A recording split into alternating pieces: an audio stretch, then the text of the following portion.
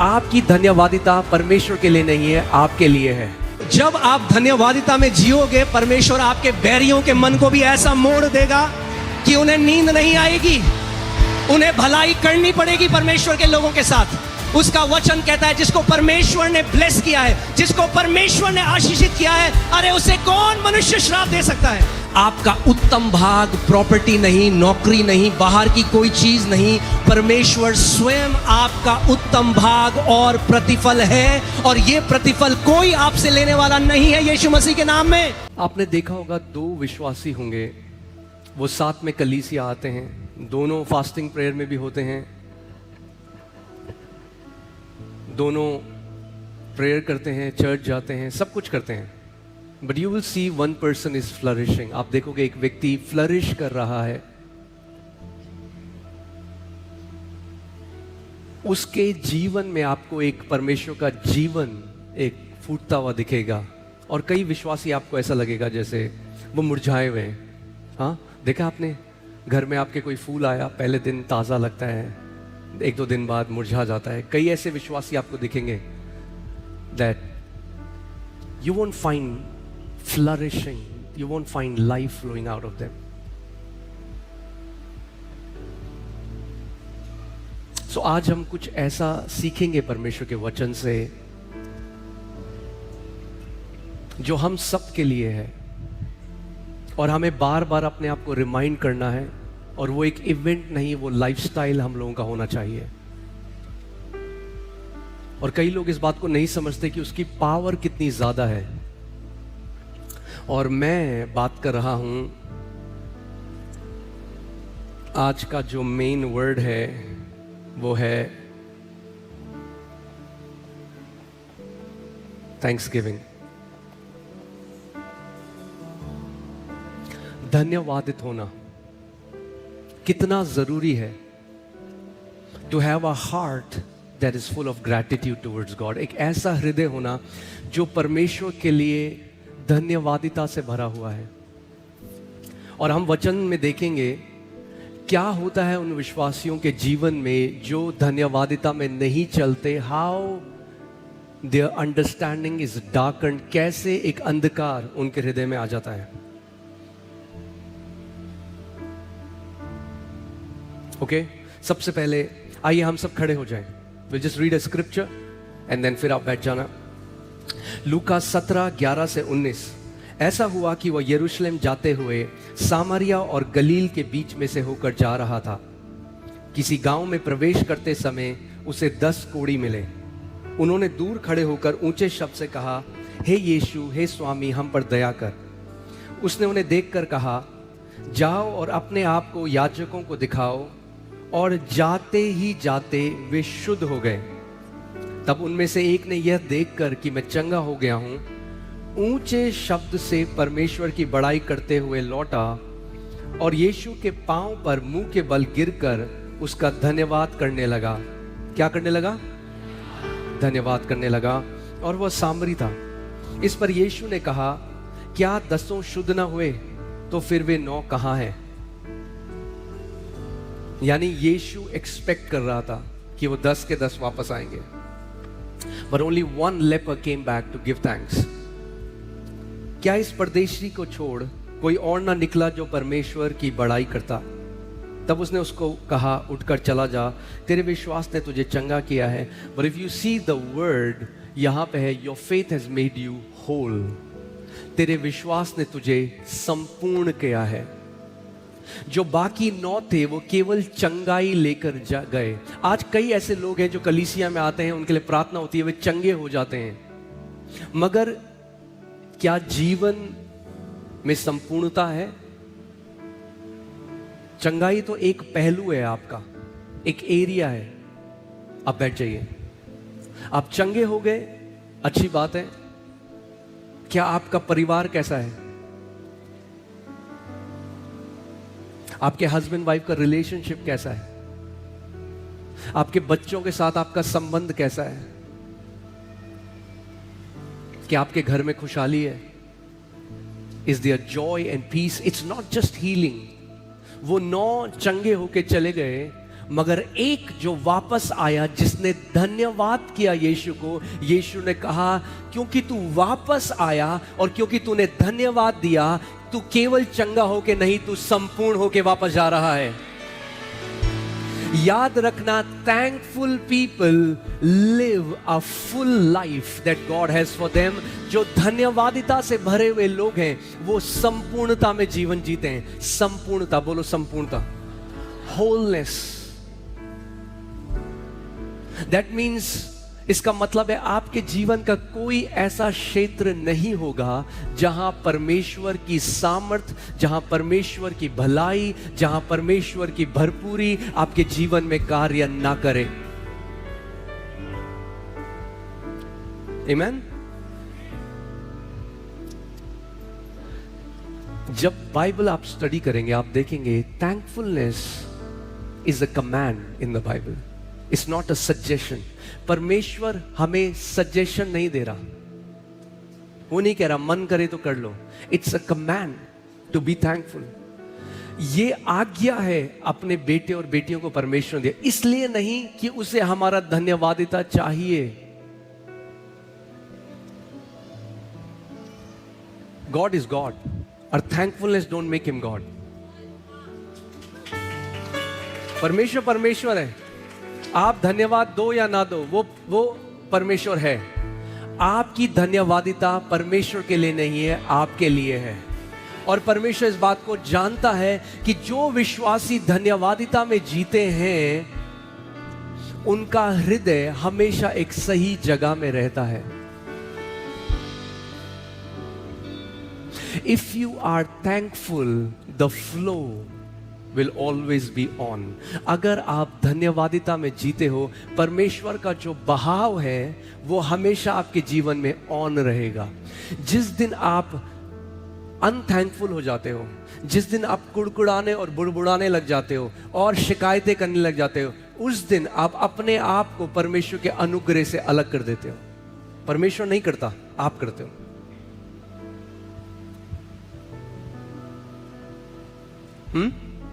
जब आप अपने बच्चों को सिखाते हो, जब आप उन्हें कुछ देते हो, बोलते हो बेटा से thank you, not that for, it's not for you, you are teaching them something.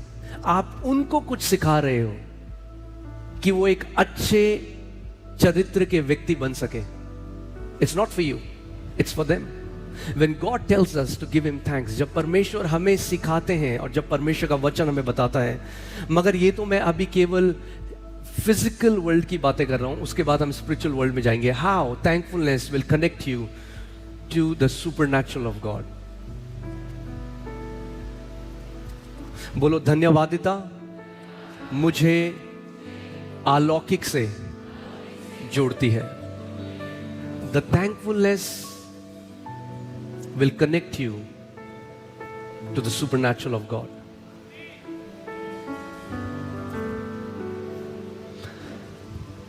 हम एक ऐसे टाइम में रहते हैं जब we are surrounded by negativity.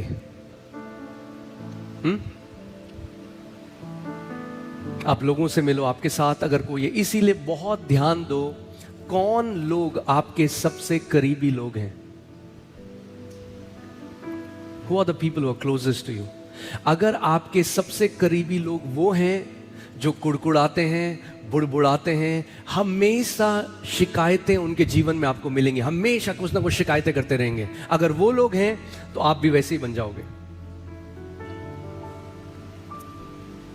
क्योंकि जहां इस दुनिया में बुराई है वहां इस दुनिया में अच्छाई भी है। अगर आप बुराई की तरफ ध्यान लगाओगे, जो नहीं हुआ, जो अभी होना है, तो आपके अंदर परमेश्वर के लिए कोई धन्यवादिता नहीं रहेगी। इसीलिए दाऊद कहता है, ए मेरे मन, हे मेरे मन, परमेश्वर को धन्य कह। He is training his heart, he is training his body. वो अपने हृदय को ये सिखा रहा है, परमेश्वर को धन्य कह। यानी वो समय है जब उसका हृदय परमेश्वर को धन्य नहीं कहना चाहता। वो उस टाइम कह रहा है, हे मेरे मन, तो यहोवा को धन्य कह और उसके किसी भी उपकार को ना भूलना। क्योंकि हमारी एक आदत है, we have a short memory. हम जल्दी से भूल जाते हैं परमेश्वर ने हमारे लिए क्या किया। परमेश्वर का वचन कहता है, हे मेरे मन, तो उसको धन्य कहे और उसके किसी भी उपकार को ना भूलना। परमेश्वर का वचन कहता है, हर चीज से बढ़कर अपने हृदय की रक्षा कर। यानी अपने स्टॉक से बढ़कर, अपने घर से बढ़कर, अपनी गाड़ी से बढ़कर, अपने सोने से बढ़कर, अपनी प्रॉपर्टी से बढ़कर, अपने नाम शोहरत, इन सब से बढ़कर किस चीज की रक्षा कर? अपने हृदय की रक्षा कर।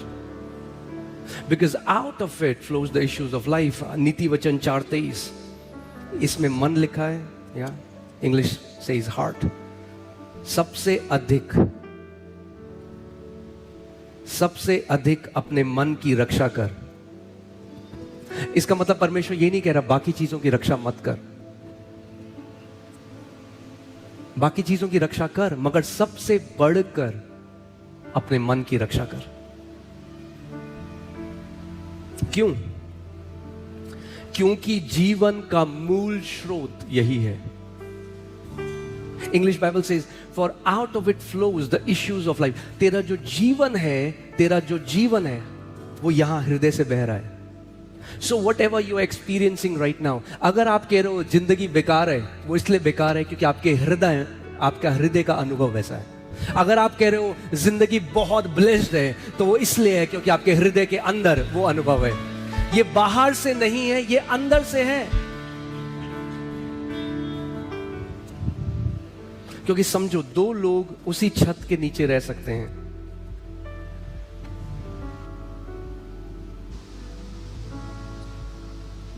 दो लोग उसी छत के नीचे रह सकते हैं, मगर एक का अनुभव बिल्कुल अलग हो सकता है और दूसरे का अनुभव बिल्कुल, एक डिप्रेशन में हो सकता है और एक मतलब उसे मजा आ रहा है, वो कह रहा है क्या ब्लेस जिंदगी है परमेश्वर, और दूसरा व्यक्ति डिप्रेशन में हो सकता है। ऐसा कैसे है कि दो लोग उसी छत के नीचे रह रहे हैं, वही खाना खा रहे हैं, वही चीजें देख रहे हैं अपने आसपास की, और एक आनंद से भरा हुआ है और एक डिप्रेशन में है। क्यों? क्योंकि हृदय दिक्कत है। क्योंकि हृदय के अंदर उठने बैठने वाले जो विचार हैं वो तय करते हैं कि आपका अनुभव इस पृथ्वी पर कैसा होगा। अब जो डिप्रेस्ड है उसके अंदर वही विचार चल रहे हैं, जो खुश है उसके अंदर अलग विचार चल रहे हैं।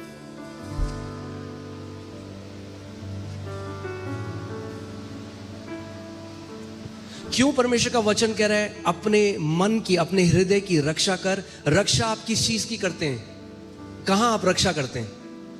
क्योंकि कोई, आप घर में क्यों आज ताला क्यों लगाते हैं आप? क्योंकि कोई क्या ना कर दे, चोरी ना कर दे। क्यों परमेश्वर कह रहा है मन की रक्षा कर? यानी कोई चोर है जो अंदर घुसना चाहता है और आपके हृदय को कंट्रोल करना चाहता है। मगर प्रभु कह रहा है तू अपने हृदय की रक्षा कर, कि कोई तेरे हृदय के अंदर घुसकर उसको कंट्रोल ना करे। तेरे दिल के अंदर जो उठने बैठने वाले विचार हैं वो किसी और के हाथ में रिमोट कंट्रोल ना हो। हाय हमें बड़ा ऐसा लग रहा है, क्यों लग रहा है? वो तो नहीं पता, बड़ा ऐसा लग रहा है। नो नो नो, आपका बोलो, मेरा हृदय मेरी जिम्मेदारी है। जब दाऊद को वैसे विचार आए, when David got depressing thoughts, what did he do? जब दाऊद को डिप्रेसिंग थॉट्स आए, वैसे विचार आए जो बिल्कुल लो फील कराते हैं, तो दाऊद ने क्या किया? उसने कहा, I'll bless the Lord। मैं अपना ध्यान अपनी परिस्थिति से हटाकर, मैं अपना ध्यान अपने चारों ओर से हटाकर, मैं परमेश्वर को, यहोवा को धन्य कहने लग जाऊंगा। और मैं क्या करूंगा? मैं उसके उपकारों को स्मरण करने लग जाऊंगा।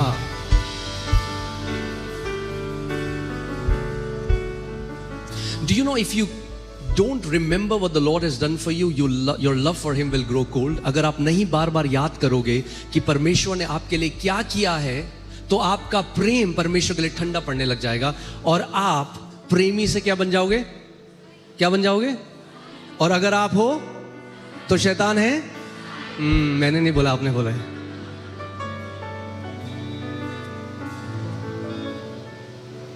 You will not even realize how powerful Thanksgiving is। आप, और ये हम सब के लिए है। Even this morning as God reminded me, जैसे परमेश्वर मेरे मन में, मुझे लगा प्रभु मुझे कितना और ये करने की जरूरत है, कितना और हमें धन्यवादिता में जीने की जरूरत है। क्योंकि जब when you start to count your blessing, जब आप जो बरकतें परमेश्वर ने आपको दी हैं, जब आप उसको गिनना शुरू कर दोगे, तब आपको पता लगेगा कि आप कितने ब्लेस्ड हो। तब आपके दिल से धन्यवाद से भरी हुई जो आराधना निकलेगी, वो असली आराधना है। Because that will be born from a heart of gratitude. Amen? पहला Thessalonians 5:16 to 18, पहला Thessalonico 5:16 से 18, Rejoice always, pray without ceasing, in everything give thanks, for this is the will of God in Christ Jesus for you. कई लोग बोलते हैं ना, आपको मिलेंगे कई लोग, हमें तो बहुत मिलते हैं, जो कहते हैं परमेश्वर की इच्छा क्या है मेरे लिए। सुना आपने? मैं जानना चाहता हूं प्रभु की इच्छा क्या है, प्रभु की इच्छा क्या है मेरे लिए। चलो मैं आज प्रभु की इच्छा बताता हूं आपके लिए। सदा आनंदित रहो। अपने पड़ोसी को बोलो, सदा आनंदित रहो। कब आनंदित रहना है? सदा, यदा यदा ही सदा रहो आनंदित। आमीन। कब रहना आनंदित? सदा। That's the will of God for you, that you will rejoice at all times. Okay, now let me tell you one thing. We don't rejoice by emotion, we rejoice by faith. हम लोग भावनाओं में आकर नहीं आनंदित होते, हम विश्वास से आनंदित होते हैं। भावना बाद में पीछे आ जाती हैं।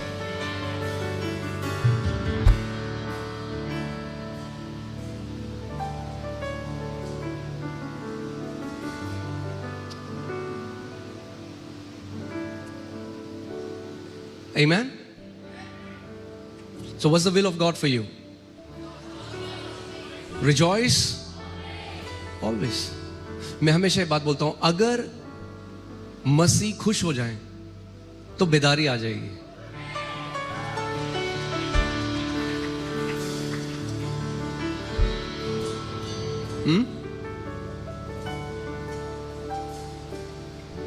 अगर कोई मीटिंग हो रही है, सारे लोग रो रहे हैं, तो लोग कहते हैं वाह क्या प्रभु का आत्मा मूव कर रहा था, सारे रो रहे थे।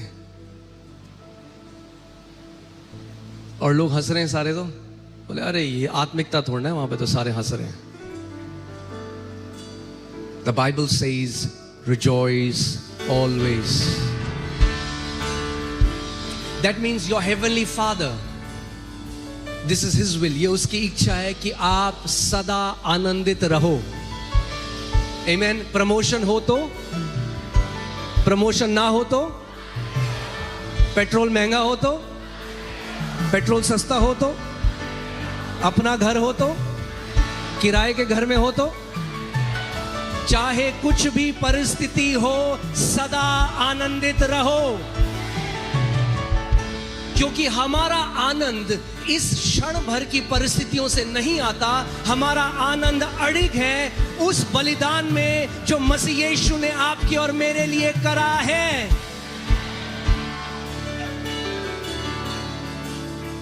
आमीन, हालेलुया। और इसलिए आनंदित रहो क्योंकि तुम्हारा नाम जीवन की पुस्तक में लिखा गया है, जिसकी कोई कीमत नहीं। इलॉन मस्क भी नहीं लिखवा सकता अपना नाम, पैसों से नहीं खरीदा जा सकता।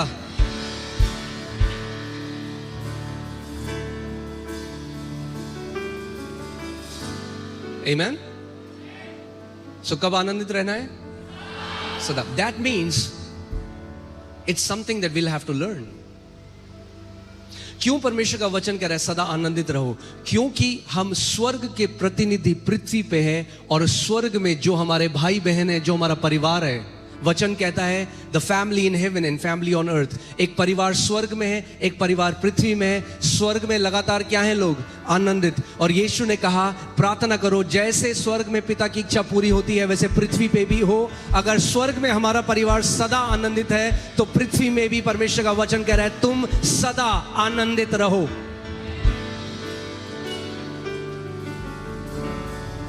क्या उसने ये कहा सदा आनंदित तब रहना जब अच्छी चीजें हो तुम्हारे साथ? No, that means our rejoicing is not depending on our external circumstances.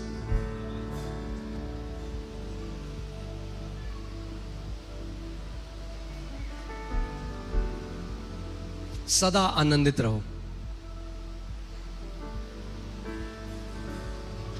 कब आप आनंदित रह सकते हो सदा? जब बार बार आपका ध्यान उस चीज में जाता है जो मसीह ने आपके लिए किया है.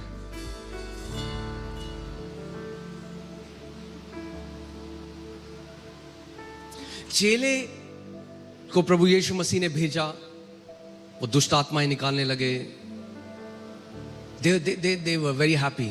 बहुत खुश हो गए. यीशु के पास वापस आए, बोला यीशु मसीह देख दुष्ट आत्माएं भी हमारी बात मान रही है तेरे नाम पे. यीशु ने कहा वो ठीक है, बट डोंट रिजॉइस. इसलिए आनंदित मत हो कि दुष्ट आत्माएं तुम्हारी बात मानती हैं, बट इसलिए आनंदित हो कि तुम्हारा नाम जीवन की पुस्तक में लिखा गया है. कितने लोगों का नाम या जीवन की पुस्तक में लिखा गया? मुझे हाथ दिखाओ. तो अगर तुम्हारा नाम जीवन की पुस्तक में लिखा गया है तो उसका प्रगटीकरण यह होगा कि आप सदा आनंदित रहोगे.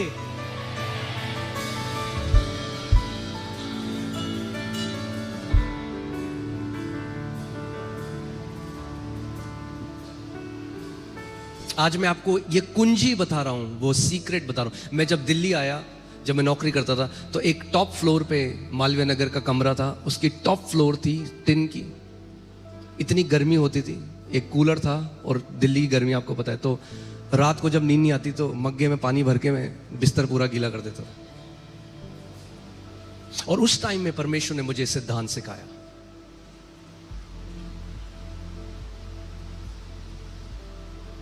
दुनिया के लोग जब उनको कुछ दिया जाता है तो पकड़ के कहते हैं थैंक यू. विश्वास के लोग पहले पकड़ने के थैंक यू बोलते हैं. हम अलग लोग हैं. आमेन. हम तब थैंक यू बोलते हैं जब कोई और नहीं देखता, मगर जो हम विश्वास की आंखों से देख लेते हैं.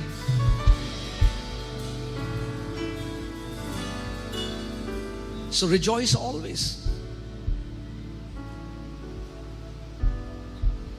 और उस टाइम पे मैं एक कॉल सेंटर में नौकरी करता था, और एक दिन हमारा जो बॉस है उसने सबको बुलाया. हम ज़्यादा लोग नहीं थे, 14-15 लोग थे. सबको बुलाया और बोला, सैलरी नहीं आई थी 2-3 महीने से, और बोला कि कंपनी के पास पैसा नहीं, हम लोग लॉस में चले गए. मकान मालिक कॉल कर रहा है बार बार, रेंट दे वरना तेरे को निकाल देंगे.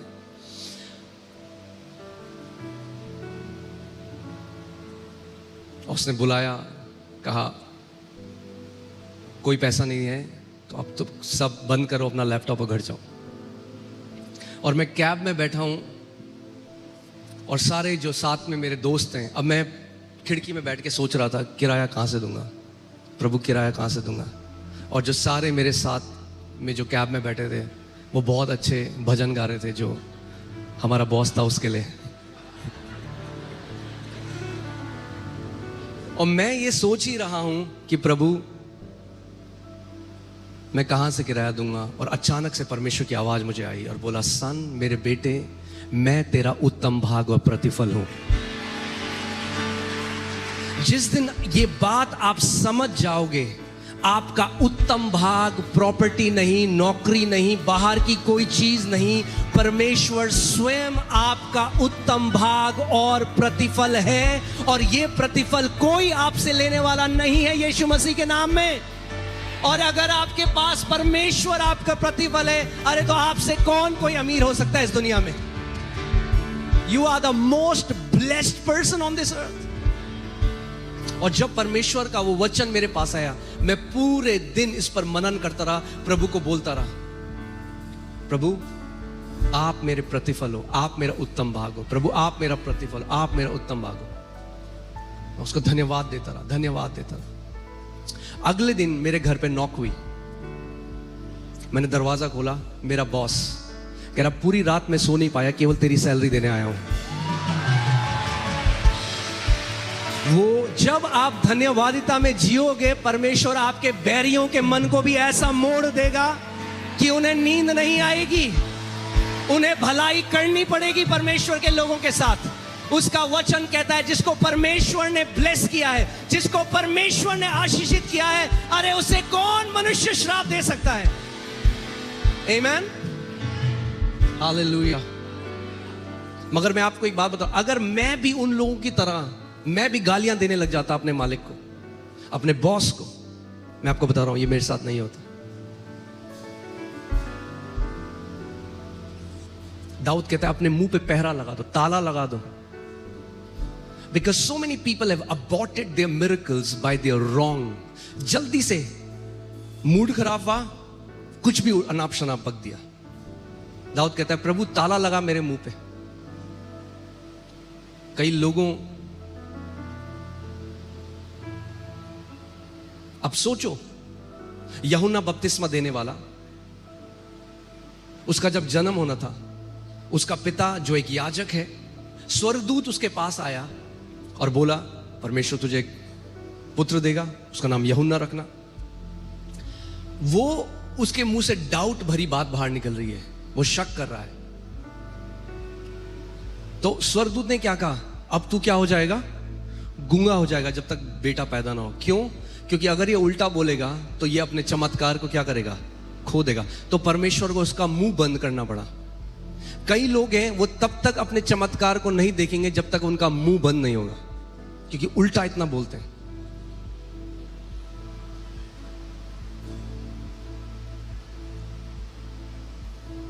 आमीन, ये सिद्धांत है। आज हम वचन से देखेंगे। मैं आपको बता रहा हूं, इसको प्रैक्टिस करो, अगले 3 महीने मुझे बताओ आपके साथ क्या होगा।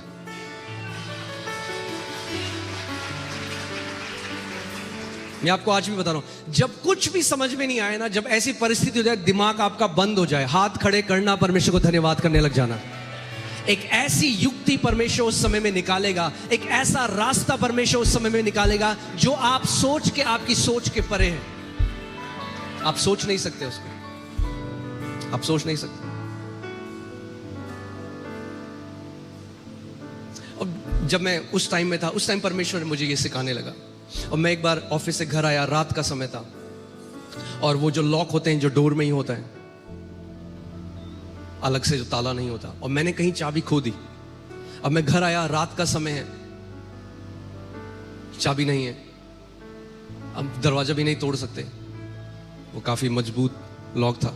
मैं सोच रहा हूं मैं क्या करूंगा, बिल्कुल समझ में नहीं आया, कहाँ रात को गर्मी है, सीढ़ी के बाहर कैसे रहूंगा। तो जब सब कुछ समझ में नहीं आया ना, मैं प्रभु को धन्यवाद, मैं कहा प्रभु तेरा धन्यवाद, प्रभु आप एक अच्छे पिता हो, प्रभु आप धन्यवाद, प्रभु आप एक अच्छे पिता हो, मैं प्रभु को धन्यवाद। अचानक प्रभु की आवाज मुझे आई। मालवीय नगर में एक चाबी बनाने वाला बैठता था। मैं आज आपको अपनी लाइफ से कुछ छोटी छोटी चीजें बता रहा हूँ। मालवीय नगर में एक चाबी बनाने वाला बैठता था जो 7-8 बजे चला जाता था। उसकी दुकान में भी लिखा होता था 8 बजे लास्ट चला जाएगा। तो प्रभु ने कहा जाओ, वो वहां पे है। अब मैं प्रभु से बात करूँ, मैं प्रभु तो 8 बजे चल जाता है, तो रात 12 बजे। प्रभु ने कहा जाओ, वो वहीं है। मैं गया, फिर रात को पैदल चलता हुआ गया मेन रोड में। जब मेन रोड में गया तो चाबी वाला वहां चाबी बना रहा। तो मैंने उससे बोला भैया आप तो 7-8 बजे चले जाते हो, इतनी रात तक क्या रुक के क्या कर रहे हो? कह रहा भैया आज मुझे 200-300 चाबियों का ऑर्डर आया, आज रात वो बनानी है। जब आप अपनी विपरीत परिस्थिति में परमेश्वर को धन्यवाद देने लग जाते हो, परमेश्वर जहां कोई मार्ग नहीं है, जहां मरुस्थल है, उसके बीच में से आपके लिए एक ऐसा मार्ग निकालेगा, एक ऐसा मार्ग निकालेगा जो आपको जीवन की ओर ले जाएगा।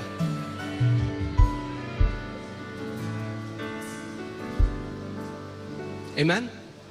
आप जानते हैं आप चिंता और धन्यवादिता दोनों एक साथ नहीं कर सकते। Your brain, either you can be grateful or you can be anxious. या तो आप धन्यवादिता हो सकता है आपके जैसा परमेश्वर ने हमें डिजाइन किया है, या तो आप धन्यवादिता में रह सकते हो। आप कहते हैं मैं बहुत धन्यवाद, बहुत, ऐसा नहीं हो सकता। Either you're anxious or you're thankful. But if you're thankful, you'll never be anxious. अगर आप धन्यवादिता में जीते हो तो आप फिर कभी डिप्रेशन में, एंजाइटी में नहीं जियोगे।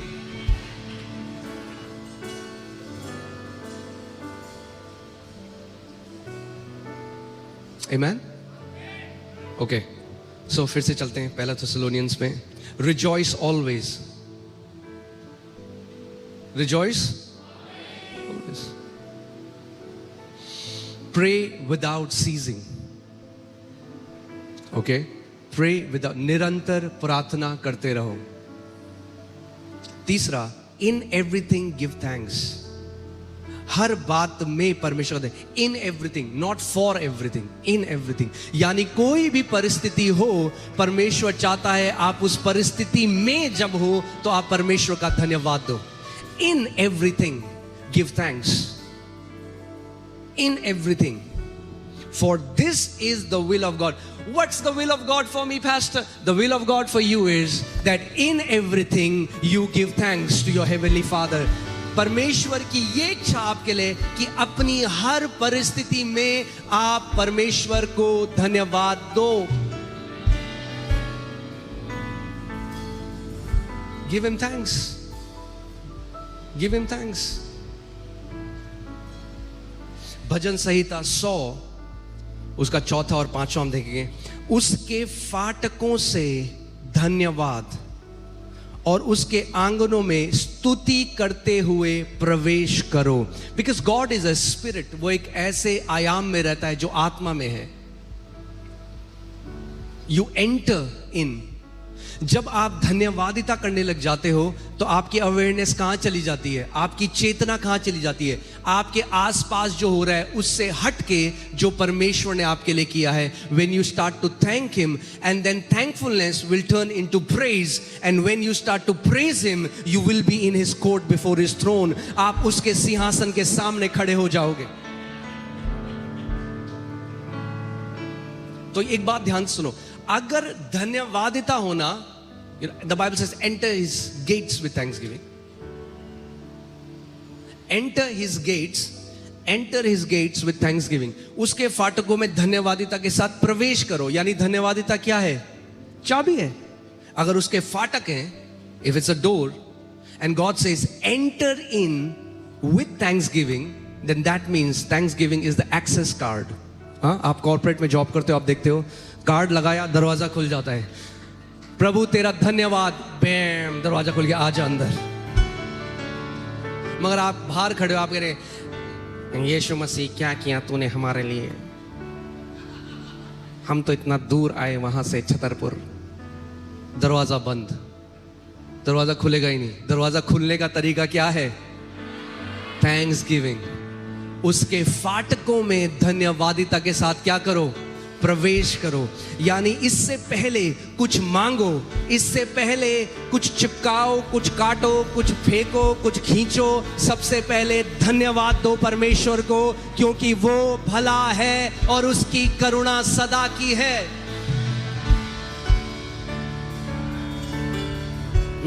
आप सोचो, अगर मेरा कोई बच्चा मेरे पास आए, लेट्स टेक एन एग्जांपल, अमाया मेरे पास आती है, वो हमेशा ऐसी करती है. वो मेरे मोनू के पास आएगी, रैंडमली शील से thank you mama, thank you papa, thank you for giving me gifts, thank you आपने मेरे लिए ये किया, थैंक यू, रैंडमली. और जब वो ऐसा कहती है ना, मेरा मन करता है अभी इसको लेके मैं एक और गिफ्ट देने का मन कर रहा है मुझे. That's how your heavenly father feels. जो धन्यवादिता में जीता है वो परमेश्वर के फेवर में जीता है. जब आप परमेश्वर कहते हो प्रभु तेरा धन्यवाद, प्रभु तू इतना भला है, आप एक अच्छे पिता हो प्रभु, आप मेरे एक अच्छे पिता हो. प्रभु कहता है वाह.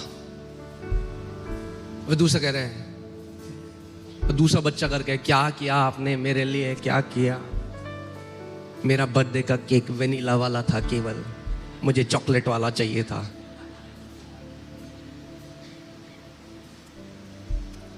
We'll come to that. Do you know that grumbling is a sin and God hates it? आप जानते हैं परमेश्वर कुड़कुड़ाहट, बुड़बुड़ाहट और शिकायत करने से नफरत करता है. Hear this. If faith pleases God, then complaining displeases God. अगर विश्वास से परमेश्वर प्रसन्न होता है, शिकायती होने से परमेश्वर नाखुश होता है.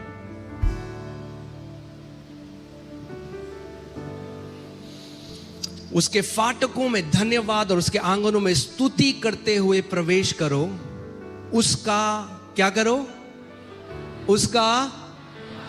अब कोई बोलेगा प्रभु ने तो ऐसा कुछ करा नहीं मेरे लिए कि मैं धन्यवाद करूं।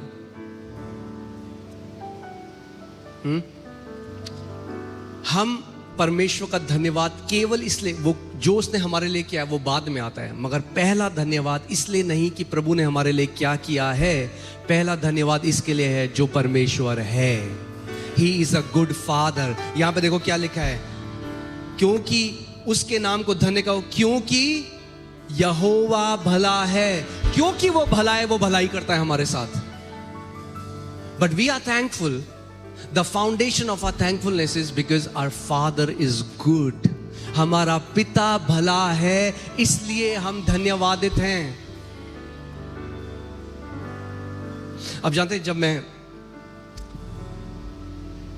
प्रभु में आया नया नया और मैं प्रभु की आवाज को सुनना सीख रहा था, प्रभु के साथ समय बिताने लगा, एक दिन परमेश्वर ने मुझसे बोला, मेरे बेटे, अगर आज के बाद मैं तुझे कुछ भी वो ना दूं जो तू प्रार्थना में मांगता है, और तेरी एक भी प्रार्थना को ना सुनूं, क्या तू तब भी मुझसे प्रेम करेगा?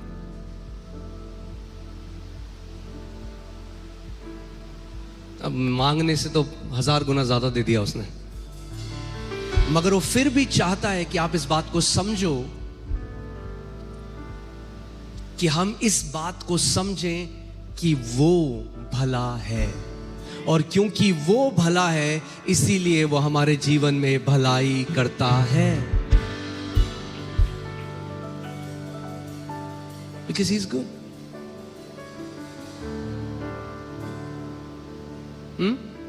अभी कुछ समय पहले अमाया मेरे पास आई, उसके गुल्लक में कुछ रुपए थे, और मेरे पास आई और आधा आधा कर दिया उसको, आधा मेरे को दिया, बोला पापा मैं चाहती हूँ ये आप चर्च में देना, और ये जो आधा है ये आपके लिए है। तो मैंने कहा, मुझे लगा कुछ होता है ना, कुछ मांग रही होगी, कुछ डिमांड होगी। मैंने कहा क्यों, मेरे लिए क्यों है? कह रही नहीं, बस मैं आपको गिफ्ट देना चाहती हूँ, ये आपके लिए है, मैं आपके लिए देना चाहती हूँ।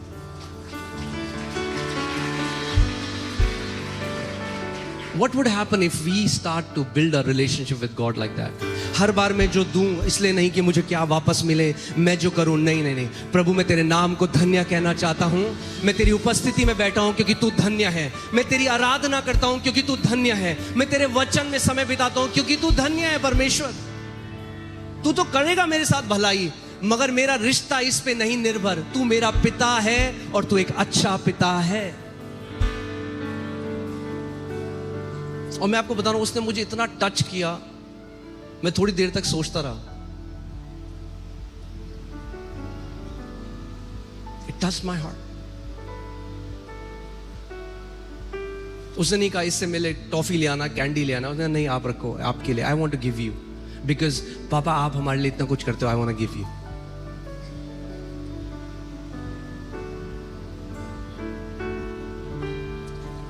क्योंकि यहोवा भला है, बोलो यहोवा भला है, उसकी करुणा सदा के लिए और उसकी सच्चाई पीढ़ी से पीढ़ी तक बनी रहती है।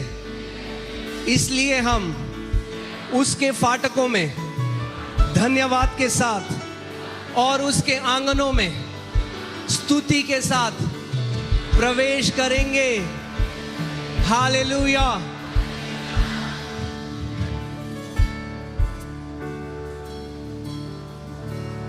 आमीन। क्योंकि असली स्तुति धन्यवादिता से जन्म लेती है। We enter his door with thanksgiving and then we enter his courts with praise.